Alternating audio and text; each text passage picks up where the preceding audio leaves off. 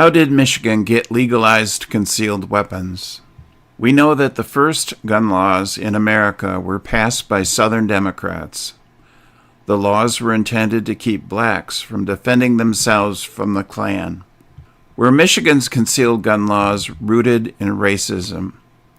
Here's Rick Ector. Back during this era in 1993, concealed pistol licenses were issued under a system known as discretionary licenses. Typically in places in which people of color, black people did not live or were not in high numbers, generally speaking, everyone who applied for one got one. And in the city of Detroit, in Wayne County, if you wanted a concealed pistol license, they had a whole list of criteria under May issue that they would look at. If you weren't a celebrity, if you weren't rich, if you weren't a politician or well-connected in some way or another, or happened to know someone, you could not get a concealed pistol license in the county of Wayne. And this was particularly for people of color. And yes, believe it or not, if you didn't know, the concealed pistol license were, in essence, they were racist and they were discretionary. Many people of color who would have otherwise qualified could not get these concealed pistol licenses. Know that if you outlaw guns, then only outlaws will have guns. Recently on Tucker Carlson, Tucker did a report on the benefits of concealed weapons in Detroit. I see little to no need for guns at all. Yeah, just some rational discourse. We don't need guns. Well, of course we need guns. You're not allowed to have guns. That's the attitude. Wealthy liberals obviously hire bodyguards or hide themselves away in safe gated neighborhoods. But what about people who can't afford to do that? What would gun bans mean for people who live in, say, Detroit, Michigan? Well, this show went to Detroit to investigate that very question, and here's what we found. My name is Alayna Goneville, and I live in the city of Detroit. Alayna Goneville is an armed Detroiter. I carry a Glock 45. You put in the chamber? Definitely. I keep my gun right here on my lap. She chooses to carry a gun to protect herself. She says her gun helped her survive an armed carjacking at a liquor store on Detroit's west side. My arm was hit. Goneville was shot in the arm during the attack. War wound here. She drove herself to the hospital. Police never caught the attackers. So they had AK and I had my Glock, and it went down. They saw a pretty girl with pink lipstick and they just thought that they could get me, and surprise, surprise, I'm Honey the Bouncer. Stories like hers are why so many people in Detroit have decided to take personal protection into their own hands. Why do you carry a firearm? Because I live in Detroit. Why not call the police?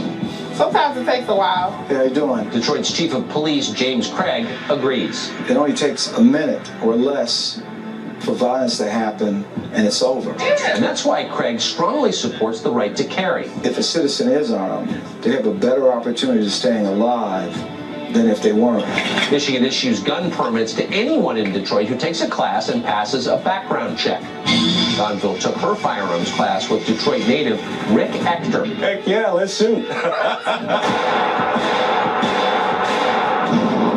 Ector's Detroit-based gun rights group, named Legally Armed in Detroit, has helped thousands of women get their carry permits. We have a growing number of women here in Metro Detroit who are learning more about firearms and what it takes to defend themselves. Do you recommend that law-abiding citizens go out and get that permit? If they're law-abiding, they get the training, absolutely. I've particularly found interest in going to classes that are all female, who support carrying concealed weapons. The number of permits has surged. In Wayne County, Michigan, where Detroit is located, nearly 1 in every 10 people has a carry permit. We have professionals, we have house moms, we have people who are just everyday normal citizens. When criminals prey and look for victims, they're usually looking for those who they believe are defenseless. We're talking about women.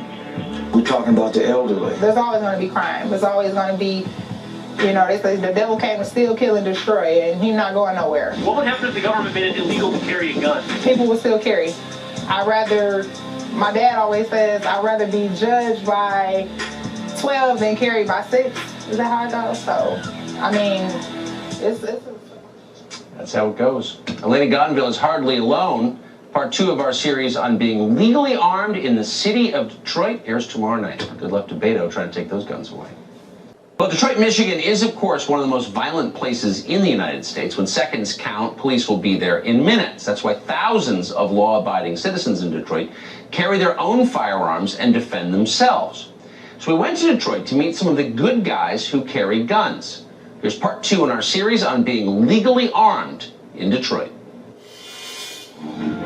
Detroit Emergency 911 with shooting 1011, Speedway. It was a nightmare situation for someone with a concealed pistol license. I was arrested, handcuffed, and then taken down to the jailhouse. Marcus Weldon says he was on his way home from an office Christmas party, dressed as Santa Claus, when he stopped at a gas station to help a female coworker change her tire. An individual approached her during that time I was changing her tire and physically pushed her. He was intoxicated. I intervened, and it became a situation where he wanted to retrieve his firearm, and we had a shootout.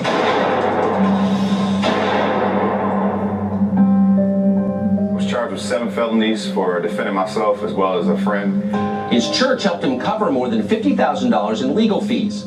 After more than a year in court, a jury cleared Weldon on all charges. He was called the Santa Shooter after he was arrested for opening fire dressed as St. Nick. But now he wants to go by a new name, Free Man, after he's been acquitted of all charges.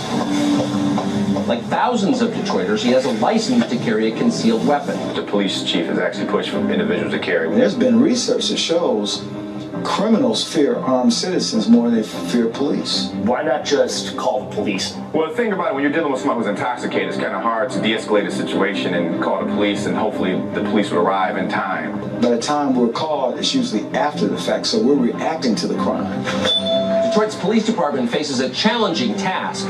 They're responsible for a city as large as Philadelphia, but with 1/3 as many officers. Police departments are staffed based on population. Police are not everywhere, every minute, of every block. Oftentimes I hear that, well, Chief, just hire more police officers. I mean, it's not even realistic. It's a sentiment echoed by firearms instructor Rick Ector. There's a high level of crime here. They will make every effort to get to your residence as soon as possible. They may not get there fast enough. This is not being a vigilante. I'm not advocating that, but I'm also advocating not becoming a victim.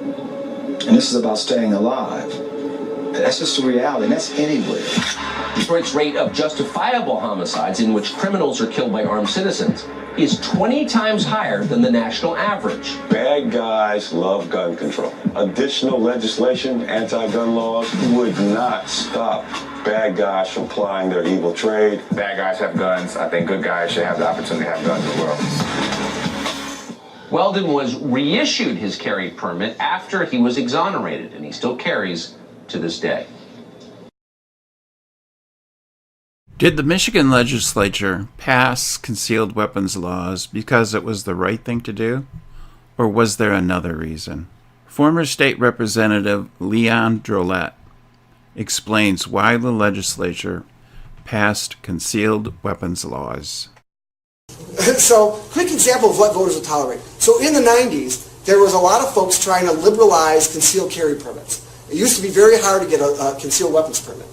And there was organized Second Amendment groups that were trying to get that changed, and they were powerful enough to get a bill introduced to the legislature every time, but they always got crushed when it came up for a vote. They would lose by 2/3 of the vote. Well, the Second Amendment groups, were obviously cheesed off. They wanted to win, so eventually they settled on a new strategy. They decided instead of lobbying, instead of trying to do all these other things, they're going to try and take out one politician in an election. So they targeted a guy, a Republican, from Wayne County area named Jim Ryan. And they relabeled him Lion Jim Ryan. And they sent all these Second Amendment folks from all around the state down to door knock for his pro-gun Democrat named Bob Brown. And they door knocked and they sent money and they did all stuff. And sure enough, Jim Ryan lost the election to Bob Brown. Well, that had an impact.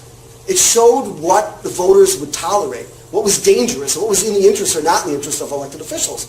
So 6 months later, there's another vote on a concealed weapons bill, and it passes. The liberal, it's completely switched. 2/3 of the politicians voted for it instead of against it, and it was the same people. So moving the window is the most important thing anybody can do. And what you guys can do to impact public policy is to be an expert at some point in that pyramid. Either be a great communicator or an intellectual that helps people learn about these ideas, or an actuator like what you guys do to try and round up folks and mold public opinion and shape opinion. Being an expert in that pyramid, in one or more places in that pyramid, and you will change public policy more than any politician by him or herself can. You will move the window, and the politicians will chase it. They'll be chasing you.